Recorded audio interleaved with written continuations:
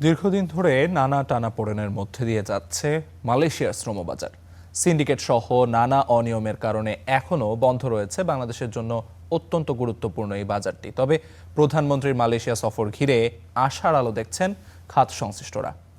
অভিবাসন বিশেষজ্ঞরা বলছেন, বন্ধ মালয়েশিয়ার শ্রমবাজার নিয়ে শক্ত অবস্থান নিতে হবে বাংলাদেশকে, যেখানে শ্রমিকদের স্বার্থকে গুরুত্ব দিতে হবে সবার আগে। বিস্তারিত ইমতিয়াজ আহমেদের রিপোর্টে।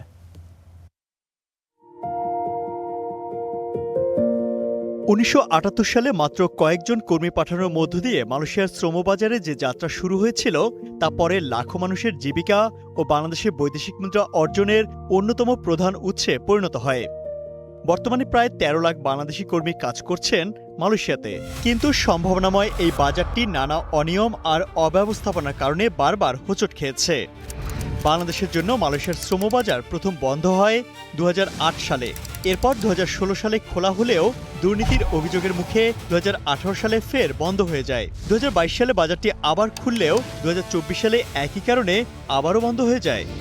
তবে মালয়েশিয়ার শ্রমবাজার বিবেচনায় নতুন করে সেখানে কর্মী চাহিদা আছে কিনা তা খতিয়ে দেখার আহ্বান প্রবাসীদের। সেই সঙ্গে মালয়েশিয়ার বাজারে শুধুমাত্র অদক্ষ শ্রমিক না পাঠিয়ে দক্ষ কর্মী পাঠানোর পরামর্শ তাদের। শ্রমবাজার উন্মুক্ত হওয়াটা যতটুকু গুরুত্বপূর্ণ, ঠিক তেমনি মালয়েশিয়াতে বসবাসরত যে সকল শ্রমিক ভাইরা ইতিমধ্যে আনডকুমেন্টেড হয়ে গেছেন নানাবিধ কারণে, তাদেরকে বৈধকরণ করা এবং তাদেরকে বাংলাদেশে প্রেরণের ব্যবস্থা করার উদ্যোগ সরকার গ্রহণ করবে। শুধুমাত্র মালয়েশিয়াতে শ্রমিক পাঠানো নয়, বর্তমান সরকার এখানে প্রফেশনালদেরকে বিশেষ করে আইটি সেক্টরে পাঠানোর জন্য উদ্যোগ গ্রহণ করবে। মালয়েশিয়াতে বাংলাদেশি শ্রমিকদের জন্য রয়েছে বিশাল একটি শ্রমবাজার, কিন্তু দুর্ভাগ্যের বিষয় এই যে প্রতিনিয়তই বাংলাদেশি শ্রমিকেরা বাংলাদেশি এজেন্টদের দ্বারাই প্রতারণার শিকার হচ্ছে।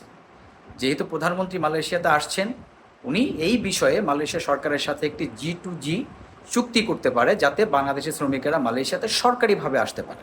প্রধানমন্ত্রী তারেক রহমানের মালয়েশিয়া সফরের মাধ্যমে এই বাজারের অস্থিরতা কেটে ওঠা সহ শ্রমবাজার নিয়ে সুখবরের আশা করছেন অভিবাসন বিশেষজ্ঞরা। আমরা এখন পর্যন্ত কিন্তু খুব একটা দেখছি না যে দুই পক্ষের সমান তালে সমানভাবে আলাপ আলোচনা করে সংকটের জায়গাগুলোকে উত্তরণের চেষ্টা করছে বা ভাবছে। শুরুর আগে দেখা দরকার যে এখানে কিছু যে শর্ত তারা ওদিক থেকে আরোপ করে বা করেছে, এগুলো কোন জায়গাগুলো আমাদের কাছে গ্রহণযোগ্য মনে হয় না। তাহলে আমাদের নীতির সাথে কি আছে এগুলোকে মিলিয়ে ওখানে রিভাইজড কিছু প্রপোজাল বাংলাদেশ দিতে পারে। আরেকটা হচ্ছে যে দুর্নীতির চক্রের কথা আমরা শুনি, সেটি কিন্তু একটি অংশ মালয়েশিয়াতে, এবং তার মধ্যে কিছু প্রবাসী বাংলাদেশি, কিছু আবার মালয়েশিয়ার কর্তৃপক্ষের লোকজনও আছে। এখন আমাদের জায়গা থেকে যদি আমরা একটু শক্ত অবস্থান নিই, তাতে আমার মনে হয় না যে এটা চূড়ান্তভাবে বন্ধ হয়ে যাওয়ার কোনো জায়গা তৈরি হবে। প্রধানমন্ত্রী তারেক রহমানের দুদিনের মালয়েশিয়া সফরে দেশটির প্রধানমন্ত্রীর সাথে দ্বিপাক্ষিক বৈঠকে শ্রমবাজার সম্প্রসারণ, বাণিজ্য বৃদ্ধি, বিনিয়োগ আকর্ষণ এবং দ্বিপাক্ষিক চুক্তি স্বাক্ষরের মতো গুরুত্বপূর্ণ বিষয়গুলো নিয়ে আলোচনা হতে পারে। Imtiaz Ahmed, star news, Dhaka.